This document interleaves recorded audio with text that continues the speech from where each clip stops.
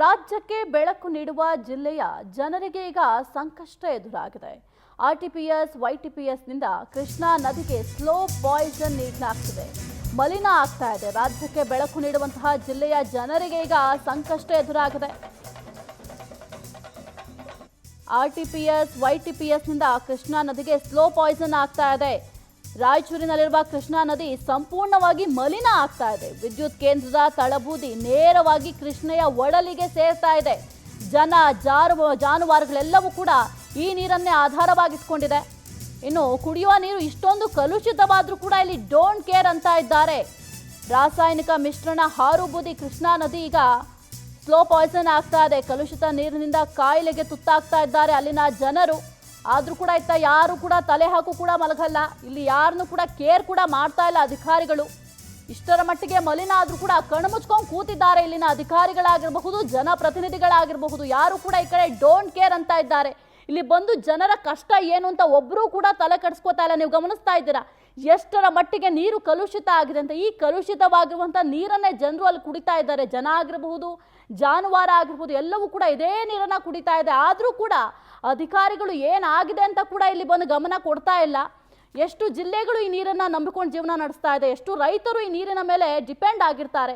ಇಲ್ಲಿ ಅಧಿಕಾರಿಗಳು ಮಾತ್ರ ನಮಗೇನೂ ಗೊತ್ತೇ ಇಲ್ಲ, ಏನೂ ಆಗಿಲ್ಲ ಅನ್ನೋ ರೀತಿಯಲ್ಲಿ ಕಣ್ಮುಚ್ಕೊಂಡು ಕೂತಿದ್ದಾರೆ. ನೀವು ಗಮನಿಸ್ತಾ ಇದ್ದೀರಾ ಎಷ್ಟರ ಮಟ್ಟಿಗೆ ನೀರು, ಕೊಳಕು ನೀರು, ಇದನ್ನೇ ಪ್ರತಿನಿತ್ಯ ಇಲ್ಲಿನ ಜನರು ನೀರನ್ನು ಕುಡಿತಾ ಇರಬಹುದು.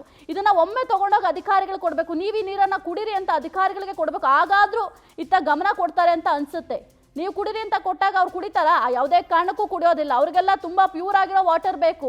ಆದರೆ ಇಲ್ಲಿರೋ ಜನಗಳಿಗೆ ಯಾವ ಪ್ಯೂರಿಟಿನೂ ಬೇಡ, ಏನೂ ಬೇಡ. ಇದನ್ನೇ ಕುಡಿದು ಕಾಯಿಲೆಯಿಂದ ಸಾಯಬೇಕು. ಆ ಪರಿಸ್ಥಿತಿ ಇದೆ ಇಲ್ಲಿ. ಈಗಲಾದರೂ ಅಧಿಕಾರಿಗಳು ಎಚ್ಚೆತ್ಕೊಂಡು ಇಲ್ಲಿ ಗಮನ ಕೊಡಬೇಕು. RTPS ಮತ್ತು YTPSಲಿಂದ ಈ ಕಲುಷಿತ ನೀರು ಆ್ಯಶ್ ಬಾಂಡ್ ಮುಖಾಂತರ ಡೈರೆಕ್ಟ್ ಕೃಷ್ಣಾ ನದಿಗೆ ಸೇರ್ತಾ ಇದೆ. ಇದರಿಂದ ಬಹಳಷ್ಟು ಆರೋಗ್ಯ ತೊಂದರೆಗಳಾಗ್ತಾ ಇದ್ದಾವೆ ಜನಸಾಮಾನ್ಯರಿಗೆ. ಇಲ್ಲಿ ನಮ್ಮ ಶಕ್ತಿನಗರ, ದೇವಸಗೂರು ಮತ್ತು ಗುಂಜಳ್ಳಿ, ಕೊರ್ತಕುಂದ, ಹಾಗೆ ಜುರಾಲಾಗ್ ಹೋಗಿ ಸೇರುತ್ತೆ. ಅಲ್ಲಿ ಮುಂದೆ ತೆಲಂಗಾಣ, ಆಂಧ್ರ ಎಲ್ಲ ಕಡೆ ಇದೇ ನೀರು ಹೋಗಿ ಸೇರ್ತಾ ಇದೆ. ಇದೇ ನೀರು, ಕಲುಷಿತ ನೀರನ್ನು ಕುಡಿತಾ ಇದ್ದೀವಿ ಇವತ್ತು. ನಮ್ಮ ರಾಯಚೂರು ತಾಲೂಕಿನಲ್ಲಿಯೂ ಕೂಡ, ನಮ್ಮ ಸಿಟಿಯಲ್ಲಿಗೂ ಇದೇ ನೀರು ಹೋಗ್ತಾ ಇದೆ.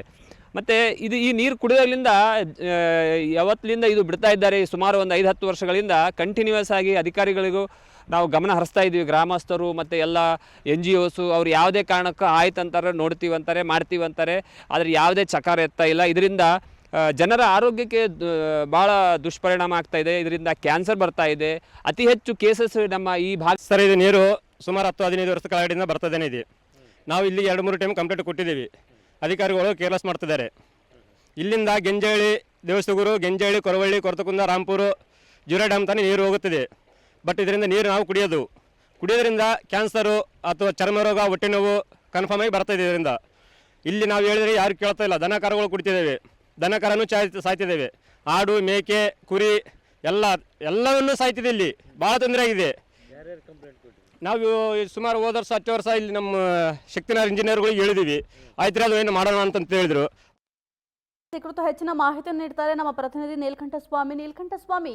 ವಿದ್ಯುತ್ ಕೇಂದ್ರದ ತಳಬೂದಿ ನೇರವಾಗಿ ಕೃಷ್ಣೆಯ ಒಡಲಿಗೆ ಸೇರ್ತಾ ಇದೆ. ಜನ ಆಗಿರಬಹುದು, ಜಾನುವಾರುಗಳು ಎಲ್ಲವೂ ಕೂಡ ಇದೇ ನೀರನ್ನ ಕುಡಿತಾರೆ. ಇನ್ನು ಕುಡಿಯುವ ನೀರು ಇಷ್ಟರ ಮಟ್ಟಿಗೆ ಕಲುಷಿತ ಆದ್ರೂ ಕೂಡ ಇಲ್ಲಿ ಅಧಿಕಾರಿಗಳು ಏನ್ ಮಾಡ್ತಾ ಇದ್ದಾರೆ, ಜನಪ್ರತಿನಿಧಿಗಳೆಲ್ಲರೂ ಕೂಡ ಕಣ್ಮುಚ್ಕೊಂಡು ಕೂತಿದಾರಾ ಅಂತ. ನಿಜ ಸಾಹಿತ್ಯ, ಈ ಒಂದು ಪ್ರಕರಣಕ್ಕೆ ಸಂಬಂಧಪಟ್ಟಂತೆ ಹೇಳಬೇಕು ಅಂದ್ರೆ ರಾಜ್ಯಕ್ಕೆ ಬೆಳಕು ನೀಡುವಂತಹ ಒಂದು ಜಿಲ್ಲೆಯಲ್ಲಿ ಕತ್ತಲು ಆವರಿಸಿದೆ, ಮಾಡ್ಲಿಕ್ಕೆ ಹೊರಟಿದೆ ಈ ಒಂದು RTPS ಮತ್ತು YTPS ವಿದ್ಯುತ್ ಕೇಂದ್ರಗಳು ಅಂತಾನೆ ಹೇಳ್ಬೋದು. ಇಲ್ಲಿ ಮುಖ್ಯವಾಗಿ ವಿದ್ಯುತ್ ಉತ್ಪಾದನೆಗೆ ಅಂತ ಪ್ರತಿನಿತ್ಯ ಟನ್ ಗಟ್ಲೆ ಕಲ್ಲಿದ್ದಲನ್ನ ಉಪಯೋಗಿಸಿ ವಿದ್ಯುತ್ ಉತ್ಪಾದನೆ ಆದ ನಂತರ ಇದು ಬೂದಿ ಆಗುತ್ತೆ. ಈ ಬೂದಿಯನ್ನ ನೀರಿನಲ್ಲಿ ಮತ್ತು ರಾಸಾಯನಿಕಗಳಲ್ಲಿ ಮಿಕ್ಸ್ ಮಾಡಿ ಒಂದು ಫ್ಲೈ ಹ್ಯಾಶ್ ಬಾಂಡ್ ಗಳಿಂದ ಮಾಡಿರ್ತಾರೆ. ಅಂದ್ರೆ ಈ ಒಂದು ಕಲುಷಿತ ನೀರನ್ನ ಅಥವಾ ಈ ಒಂದು ನೀರನ್ನ, ಬೂದಿ ನೀರನ್ನ ಅಲ್ಲಿ ಶೇಖರಣೆ ಮಾಡ್ತಾರೆ. ಒಂದಷ್ಟು ದಿನ ಆದ್ಮೇಲೆ ಅದನ್ನ ಪ್ಯೂರಿಫೈ ಮಾಡ್ಬೇಕು. ಆದ್ರೆ ಇಲ್ಲಿ RTPS ಮತ್ತು ವಿದ್ಯುತ್ ಕೇಂದ್ರದ ಅಧಿಕಾರಿಗಳು ದಿವ್ಯ ನಿರ್ಲಕ್ಷ್ಯ ವಹಿಸಿಕೊಂಡು ನೇರವಾಗಿ ಅದನ್ನ ಕೃಷ್ಣಾ ನದಿಗೆ ಬಿಡ್ತಾ ಇದ್ದಾರೆ.